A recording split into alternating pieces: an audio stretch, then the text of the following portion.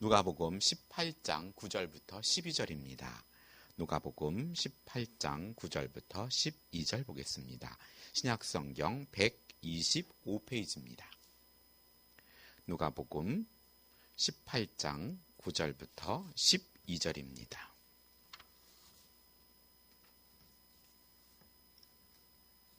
9장 9절부터 12절까지 제가 봉독해 드리겠습니다. 또 자기를 의롭다고 믿고 다른 사람을 멸시하는 자들에게 이 비유로 말씀하시되 두 사람이 기도하러 성전에 올라가니 하나는 바리새인이요 하나는 세리라. 바리새인은 서로 따로 기도하여 이르되 하나님이여 나는 다른 사람 곧 토색 불의 간음을 하는 자들과 같지 아니하고 이 세리와도 같지 아니함을 감사하나이다. 나는 일회에 2번씩 금식하고 또 소득의 11조를 드리나이다 하고. 아멘. 네, 예배에 나오신 여러분을 예수님의 이름으로 환영합니다. 오늘은 조금 적게 나오셨습니다. 날씨가 아직 서늘합니다. 감기들 조심하시고요. 오늘은 지난주에 모세의 제자에 이어서 오늘은 바리새인의 제자란 제목으로 말씀을 전하겠습니다. 예수님은 바리새인과 세리의 예를 드시며 비유를 시작하는 내용이 오늘 본문입니다. 여러분 자신을 어떤 사람이라고 생각하십니까? 예수님은 이 세상 사람들을 바리새인, 세리 이렇게 다른 어떤 제3의 비유도 있을 텐데도 불구하고 이렇게 두 가지의 비유를 들어서 어떤 사람이라고 생각하십니까? 라고 만약에 주님이 물으신다면 우리는 망설여질 것입니다. 바리새인이라고 대답하면 바리새인 예수님으로부터 어떤 판단을 받았는지를 이미 우리가 알고 있기에 망설일 수밖에 없습니다. 그렇다고 자신을 세리라고 생각하는 것도 어렵습니다. 여기서 제3의 종류의 사람이 있다고 생각하는 것은 또 예수님의 비유에서 벗어나는 것입니다. 예수님은 모든 사람들을 이 두 범주로 분류했던 것을 볼 수 있습니다. 그렇다면 우리는 이 둘 중 하나를 선택해야 합니다. 예수님께서 사역하실 때 가장 책망을 많이 받은 사람들이 바리새인 제자들이었습니다. 예수님께서는 모세의 제자에 대해서는 아예 많이 언급하지 않은 경우도 많지만 그 사역 과정에서 주로 바리새인들의 잘못에 대하여 엄격하게 지적하셨습니다. 이런 책망은 예수님의 제자들이 이런 사람이 되어서는 안 된다는 것을 강조합니다. 예수님은 그 시대에 많이 있는 바리새인의 제자들 속에서 그들과 구별되는 또 예수님의 제자로 키우십니다. 오늘 교회 내 우리는 신앙생활 하온 가운데에서도 이 바리새인적인 요소와 또 예수님의 제자 이 길에 혼돈스럽고 또 우리는 때로는 더 가시적으로 보여지는 이 바리새인적인 모습에 쉽게 흐를 수 있는 함정이 있다는 사실입니다. 마태복음 9장 14절에는 요한의 제자들이 예수께 나와 이르되 우리가 바리새인들은 금식하는데 어찌하여 당신의 제자들은 금식하지 아니하나이까 하면서 요한의 제자들과 바리새인의 제자들이 하나가 되어서 금식의 문제로 부닥치는 모습을 보입니다. 바리새인 제자들의 삶의 특징은 오늘 본문에 나타납니다. 바리새인들은 9절에 자기는 의롭다고 생각하며 다른 사람, 즉 율법을 못 지키는 사람들을 멸시한다는 것입니다. 치명적인 영적 바이러스인 자기 의에 감염되어 있는 것입니다. 모세의 제자들은 자신의 입으로 말만 하고 행함은 없으나 바리새인의 제자들은 행합니다. 그러나 그 행함이 자신의 의로움으로 여기며 자랑한다는 것입니다. 이것은 우리가 일상생활을 하면서 빠지기 쉬운 유혹입니다. 바리새인들은 12절에 금식을 하면 기도하는 것, 금식을 하며 기도하는 것, 또 소득의 10분의 1을 하나님께 드리는 것 모두 참으로 칭찬받는 행위입니다. 그들은 그것들을 철저히 합니다. 그런데 자신의 행위를 드러냄으로 인해서 하나님께 주시는 칭찬이 아닌 사람들에게 칭찬과 인정을 받으려는 안타까움이 있다는 것입니다. 11절에 하나님과 1대1에 기도하는 자리에서 다른 사람의 행위를 정죄하고 또 고발하고 있습니다. 지금 대선은 선거운동의 한창입니다. 보면은 상대의 약점을 드러냄으로 인해서 그들의 표가 자신에게로 이동하길 기대하는 심리와 비슷합니다. 이것은 네거티브 전략입니다. 이런 전략은 공동체를 하나 되게 하기 어렵고 공동체를 나누고 불신하게 만듭니다. 당시 세리들은 로마 정권에 붙어서 동족들에게 많은 세금을 거두고 중간에 착복한다는 인식으로서 공적인 도둑으로 사람들에게 멸시의 대상이었습니다. 세리는 로마인들과 어울리며 그들의 문화를 따르지 않을 수가 없었습니다. 당연히 율법을 준수할 수가 없었습니다. 세리가 자기 민족을 배반했기 때문에 자신을 죄인으로 인식하는 것뿐만 아니라 그들 자신도 율법을 준수하지 못함을 알고 있기 때문에 자신이 죄인이라는 것을 알고 있는 것입니다. 여기서 우리는 그러나 죄가 많은 곳에 은혜가 더욱 넘치게 된다는 노마스의 말씀을 확인할 수 있게 됩니다. 죄가 세리의 자기가 죄로 말미암아 세리는 자기의 부족함을 깨달아 알게 한다는 것입니다. 바리새인들의 제자들은 율법을 열심히 행하고 또 지키는 데 열정이 있습니다. 그들은 게으르지 않습니다. 바리새인들의 제자들이 만약 지금 교회 안에 있다면 그들은 아마 열심은 다른 성도들에게 인정과 존경과 칭찬을 받을 수 있습니다. 이를 이용하는 것이 신천지의 전략 아닙니까? 전도되어 들어와서 얼마간 열심히 봉사하며 또 헌신하며 성도들로부터 인정과 존경과 칭찬을 받을 때까지 기다렸다가 조금씩 불만과 불평의 씨를 퍼뜨리면 그 공간이 큰 혼란에 빠지게 됩니다. 그렇듯 어떤 조직에 영향력 있는 사람의 말 한마디와 행동 하나하나가 많은 영향을 끼치게 된다는 것입니다. 새벽의 시편을 통해 말씀하듯이 우리의 뿔은 섬기며 하나 되는 곳에 사용되어져야 합니다. 그 뿔이 도리어 사람들을 들이받고 또 사람들을 정죄하며 그런 데 사용한다는 것은 그 공동체를 너무 혼란스럽고 경직되며 어렵게 만들 수 있습니다. 누가복음 5장 33절에는 그들이 예수께 말하되 요한의 제자는 자주 금식하며 기도하고 바리새인의 제자들도 또한 그리하되 당신의 제자들은 먹고 마시나이다 하고 말하며 바리새인의 제자들은 요한의 제자들과 잘 어울립니다.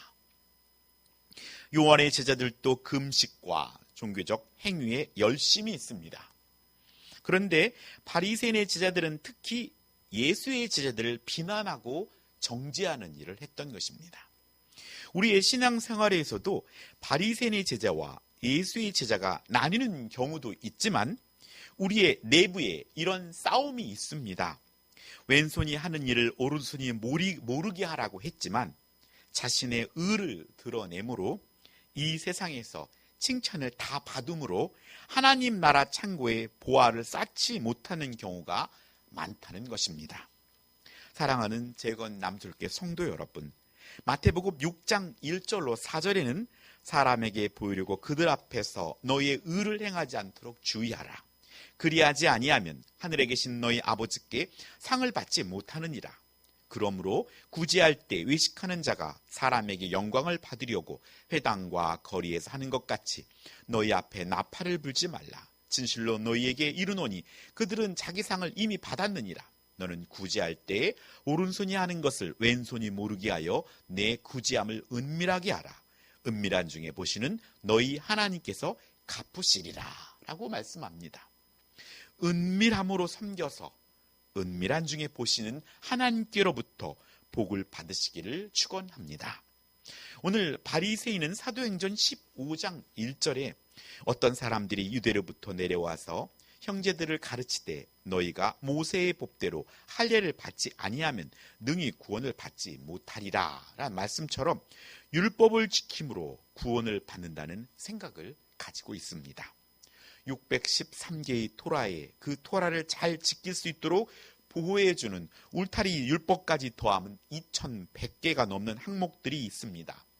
바리새인들은 그중 어느 하나도 소홀하지 않고 지키려고 애를 씁니다. 그것도 모자라 일에 한 번 해도 되는 금식을 2번씩 했고, 또 11조로 드릴 필요가 없는 박하와 회양과 근채와 같은 채소의 11조까지 드렸다고 말합니다. 그들의 열정은 사도행전 14장 26절에 보면 저 멀리 안디옥에 사도들이 세운 교회를 쫓아다니면서 율법을 강조합니다. 요즘 신천지를 보면 교회까지 찾아오고 또 목회자들에게도 서슴지 않고 전화해서 포교 활동을 하는 열정을 보입니다. 우리 교회의 올해 표의 선구가 마태복음 5장 20절입니다. 내가 너희에게 이르노니 너의 의가 서기관과 바리새인보다 더 낫지 못하면 결코 천국에 들어가지 못하리나 입니다. 오늘 예수님의 제자된 우리에게도 지금 이런 열정이 필요하다는 것입니다. 사랑함으로 보고 싶고 사랑함으로 더 가까이서 하나님이 원하시는 뜻을 이루어 드리고 싶은 그 열정이 우리에게 지금 22년도 우리에게 필요합니다. 사두개인들은 부활도 없고 천사도 없고 영도 없다 하지만 바리새인들의 제자들은 모두 인정하고 구약의 율법을 그대로 믿고 있습니다. 여기서 우리는 올바른 신앙관을 가지고 있어도 행동이 반드시 바른 것은 아니라는 것을 알 수 있습니다. 예수님은 바리새인의 제자들에게 사람에게 보이려고 행하는 것과 또 외식하는 것을 버리라고 경고합니다. 겉의 모습은 바르지만 그 목적이 자신을 인정받으려는 것이 잘못된 것이라고 말씀합니다. 우리는 사실 이런 곳에 우리는 처해져 있습니다. 얼마나 많이 인정받고 싶습니까? 또 칭찬받고 싶고, 하지만 이것을 예수 그리스도를 믿으면서 꾸준히 부인하고 또 하나님께 더 나아가 그 영광을 하나님께 돌려야 합니다. 이 모습은 가인과 아벨이 하나님께 제사를 드리는 데 잘 나타납니다. 창세기 4장 3절 5절에 세월이 지난 후에 가인은 땅의 소산으로 제물을 삼아 여호와께 드렸고 아벨은 자기도 양의 첫 새끼와 그 기름으로 드렸더니 여호와께서 아벨과 그의 제물은 받으셨으나 가인과 그의 제물은 받지 아니한지라 가인이 몹시 분하여 안색이 변하니 하고 말씀합니다. 가인의 제사는 자신의 의가 들어있는 제사였습니다. 하여 자신의 한 행위가 받아들여지지 않을 때 몹시 분하여 안색이 변했고 그는 화를 다스리지 못했으며 결국 동생을 죽이는 데까지 이르렀다는 것입니다. 이처럼 평상시에는 드러나지 않던 이빨처럼 자신의 의는 자신도 모르게 날카롭고 치명적인 모습으로 무기가 된다는 사실을 깨닫고 우리는 하나님께서 받으시는 예배자로 서기를 바랍니다. 바리새인의 제자들은 일상에서 가난한 자를 돕는 것은 칭찬한 일이었습니다. 이것을 자랑함으로써 땅에서 인정과 칭찬을 받음으로 하나님께 상을 받지 못한다는 것입니다. 예수님께서 바리새인의 제자들을 많이 혼내신 것은 이것만 바꾸면, 이것만 돌이킨다면 정말 좋을 텐데, 그처럼 이렇게 하나님께 영광을 돌리는 삶이 쉽지 않다는 사실입니다. 우리는 하나님께서 받으신 예배가 필요합니다. 하나님께 드려야 할 상을 자신의 것으로 아닌 일부라도 자신의 것으로 돌리는 유혹을 매 순간 부인하기 위해서는 하나님의 은혜 아래 무릎 꿇고 사도 바울의 고백처럼 내가 날마다 죽노라, 그 고백이 우리에게 있어야 합니다. 내가 죽지 아니하면 계속해서 나를 드러내려 하기 때문입니다. 바리새인의 대표적인 인물이 바로 사도 바울이 되기 전에 사울입니다. 그는 바리새인으로서 예수님을 믿는 자들을 박해했습니다. 율법에 대한 열정으로 예수님 믿는 사람들을 이단시하며 벌주는 일에 열심을 냈습니다. 율법주의자로 사울은 빌립보서 3장 4절 6절에 나도 육체를 신뢰할 만하며 만일 누구든지 다른 이가 육체를 신뢰할 것이 있는 줄로 생각하면 나는 더욱 그러하리니 나는 8일 만에 할례를 받고 이스라엘 족속이요 베냐민 지파요 히브리인 중에 히브리인이요 율법으로는 바리새인이요 열심으로는 교회를 박해하고 율법의 의로는 흠이 없는 자라라고 자신을 소개하였습니다. 자기를 철저히 관리하고 사람의 열심으로 의를 이루려고 했던 인물이 사울이었습니다. 바리새인의 제자들은 예수의 제자들을 죽이는 것이 마땅하다고 생각했습니다. 그들의 입장에서는 예수님은 이단이었고 예수님을 반대하는 입장은 모세의 제자들과 동일했으며 모세의 제자들은 예수님의 제자를 잡는 일에 법적인 허락을 하는 위치에 있었고 바리새인의 제자들은 행동을 하는 역할을 했습니다. 그런 부분에서 모세의 제자와 바리새의 제자들은 하나가 되었던 것입니다. 바리새인의 제자들은 자신의 교훈에 반하는 다른 것을 전하는 세력을 제거하는 데 열정이 있었습니다. 변화하기 전에 사울은 스데반 집사를 악으로 규정하고 돌로 죽이는 상황으로 몰고 간 장본인입니다. 대제사장과 종교 지도자들이 그들의 기득권을 위해 가짜 증인을 매수하여서 예수님의 십자가에 못 박은 명백한 살인이었습니다. 예수님께서 사울을 다메섹에서 만나 주셨기에 예수님이 바로 그 그리스도라는 것을 전하였던 것입니다.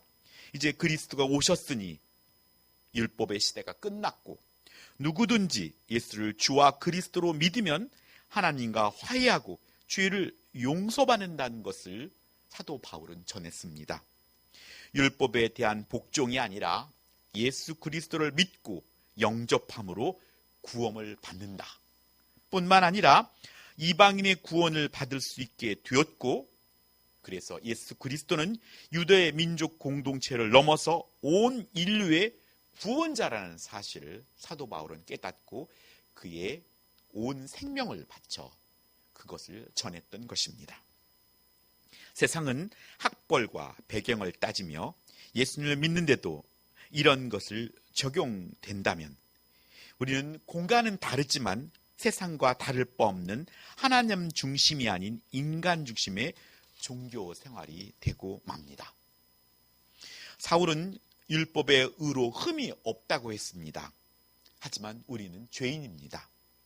겉의 행위로 율법을 온전히 지킬 자는 이 땅에 하나도 없습니다.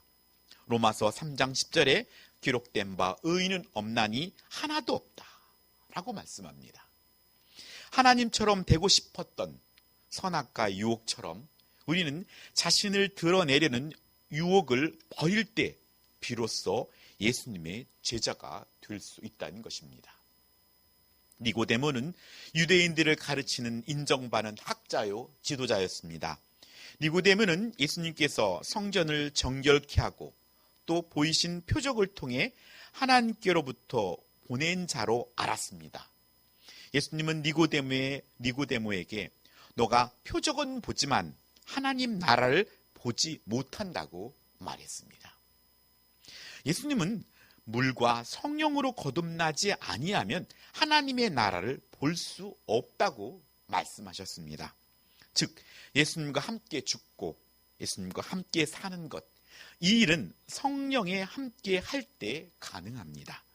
우리의 신앙생활이 처음에는 육신적으로 열심으로 할 수 있지만 자녀가 아니면 손녀를 사랑하듯이 아니면 사랑하는 애인을 사랑하는 마음처럼 우리 안에 저절로 그렇게 사랑하는 마음이 생기듯이 예수님을 나의 구원한 나의 마음의 주인으로 고백할 때 주어지는 성령에 의해서 하나님 아버지가 믿어질 때 가능한 것입니다. 그냥 아버지가 부르는 것이 불편하지 않고 당연하고 하나님과 함께 살아가는 것, 동행하는 것이 자연스러운 것, 그리고 하나님의 말씀을 어겼을 때 양심의 가책을 느끼고 다시 한번 하나님께 와서 뭔가 관계를 회복하고 싶은 그런 마음, 회개하고 싶은 마음, 이 모든 것들은 하나님의 영이 임한 자들에게 임하는 자연스러운 마음인 것입니다. 니고데모가 바리새인의 제자였으나 예수님을 찾아와 예수님과의 대화를 통해 이후 십자가의 예수의 죽으심을 믿고 사는 숨어있는 예수님의 제자가 됩니다. 성경을 보면 교회 안에 알곡이 있고 또 가라지가 있다고 합니다. 교회 밖에도 알곡이 있고 가라지가 있습니다. 하나님이 심으신 것이 있고 심지 않은 것이 있다고 말씀합니다. 그분이 심으시지 않은 것은 뽑힐 거라고 말씀합니다. 지금은 누가 알곡이고 쭉정이인지 모르지만 마지막 추수 때 가라지는 제거된다고 말씀합니다. 주인이 가로되 가만두어라. 가라지를 뽑다가 곡식까지 뽑을까 염려하노라. 둘 다 추수 때까지 함께 자라게 두어라. 추수 때에 내가 추수꾼들에게 말하기를 가라지는 먼저 거두어 불사르고 단으로 묶고 곡식은 모아 내 곡간에 넣으리라 라고 말씀하고 있습니다. 추수 때가 되면 알곡은 여물어서 고개를 숙이고 가라지는 곧게 서 있을 것입니다. 마음밭에 좋은 마음으로 말씀을 받고 그 말씀대로 행하며 산 자들은 마음을 곧게 하지 않고 순종하며 자신이 낮춘 자들은 곡식이 여물어 고개를 숙이게 됩니다. 말씀 앞에 온유한 심령이 됩니다. 그러나 가라지는 그렇지 않습니다. 말씀에 불순종했기 때문에 알곡이 여물지 못하는 것입니다. 마음의 상태가 여전이나 예전이나 지금이나 똑같다면 우리는 우리 상태를 다시 한번 점검해 보아야 합니다. 분명 내 안에 심기어진 성령은 겨자씨만한 곳에 심기어져도 그것이 자라서 새들이 깃들일 만큼 자라게 되어 있습니다. 성령에는 생명의 씨앗이 있기 때문입니다. 그곳엔 변화가 있습니다. 말씀대로 살지 않는다면 결코 변화가 일어나지 않습니다. 먼저 된 자가 나중되고 나중된 자가 먼저 된다고 성경은 말씀하고 있습니다. 믿음의 결실을 방해하고 말씀대로 살지 못하도록 방해하는 원수들이 있기 때문입니다. 그 원수는 어디에 있습니까? 그건 눈에 보이는 육적인 원수뿐만 아니라 눈에 보이지 않는 영적인 원수를 말하고 있습니다.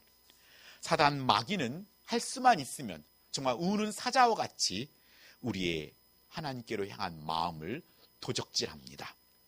또 우리의 자녀들도 무방비 상태로 빼앗길 수 있습니다. 우리가 아침에 밥을 먹고도 점심때가 되고 저녁때가 되면 배가 고픕니다. 특별하게 많이 일을 하지 않아도 시간이 지나면 그냥 소화가 되고 배가 고프듯이 오늘 영적인 문제에서도 가만히 있지만 계속해서 하나님의 말씀을 공급받지 않는다면 영적으로 소진되듯이, 그래서 오늘 우리는 우리의 자녀들을 위해, 우리의 성도들을 위해 중보해야 합니다. 그래서 악한 영들이 우리의 자녀들과 우리의 연약한 자들의 마음을 도둑질하지 않고 굳건히 지키고 또 그들의 삶 속에서 하나님이 여러 가지 모양으로 말씀하실 건데 그 말씀에 귀 기울이고 그 말씀을 듣고 양심의 가책을 느끼고 주의 전으로 돌아올 수 있도록 우리는 끊임없이 기도해야 합니다. 생각을 주의하시고 우리는 무릇 마음을 지키며 살아야 합니다. 성령으로 거듭난 자는 반드시 변화되는 삶을 살게 됩니다. 거듭나지 않은 자들은 예나 지금이나 똑같습니다. 아니, 뒤로 물러나게 됩니다. 이로써 내가 거듭났는지 그렇지 않은지 우리는 어느 정도 가늠해 볼 수 있습니다. 내 감정이 메말라지고 또 내가 좀 더 기쁨이 없어지고 또 하나님에 대한 기도를 엎드렸을 때 더 많이 하나님의 말씀에 대한 송이꿀처럼 달지 않고, 이 모든 것들은 하나님이 우리에게 준 신호입니다. 늦지 않았습니다. 하나님께 붙들고 다시금 우리의 믿음을 회복하고 더욱더 우리가 성령 안에서 변화와 성장이 있어야 합니다. 내가 얼마나 많은 지식을 알고 있느냐가 아니라 그 지식을 가지고 하나님의 음성을 들으며 말씀대로 순종하며 사는지 그렇지 않은지 우리는 살펴야 합니다. 끝으로 내가 너에게 말한다. 의롭다는 인정을 받고서 자기 집으로 내려간 사람은 저 바리새파 사람이 아니라 이 세리다. 누구든지 자기를 높이는 사람은 낮아지고 자기를 낮추는 사람은 높아지리라 라고 말씀하셨던 예수님 말씀처럼 그리스도인은 온전한 자기 완성이 아니라 자기의 비움이며 자부심과 자기 만족이 아니라 철저한 자기 부족을 깨닫고 겸손히 주님만으로 만족하며 또 주님과 동행하는 저건남스럽게 온 성도님이 되기를 예수님의 이름으로 축복합니다. 기도하겠습니다. 하나님 아버지 감사드립니다. 아버지, 우리 안에도 바리새인의 제자와 같은 그런 마음들이 많이 있습니다. 하나님 용서하여 주시옵소서. 말씀을 통하여서 주님께서 예수의 제자가 되기를 원하시는 그 모습으로 한 발짝 내딛을 수 있도록 주님 도와주시옵소서. 영화롭고 존귀하신 아버지 하나님, 아직도 자신의 의를 드러내려는 연약한 저희를 용서해 주시고 팔에 찬 완장처럼 우리의 행함이 내 자신의 의가 되지 않고 자신을 비우고 자기의 부족함을 깨닫고 하나님의 사랑과 또 하나님의 은혜를 항상 기억하며 하나님을 온전히 의지하며 하나님 앞에 담대하게 나아가는 저희들이 되게 하여 주시옵소서. 코로나19 이제 극복할 단계가 된 줄 믿습니다. 하나님 이 고비를 넘기며 이제 알곡과 가라지가 나뉠 때 하나님 저희들은 알곡이 되게 하여 주시옵소서. 하여서 주 앞에 다시금 주께로 돌아오고 주에게 주님 앞에 참된 예배자로 설 수 있도록 주님 도와주시옵소서. 남은 한 주간도 예수 그리스도의 이름으로 승리하는 저희들이 되게 하여 주실 줄 믿으며 주 예수 그리스도의 이름으로 기도드립니다. 아멘.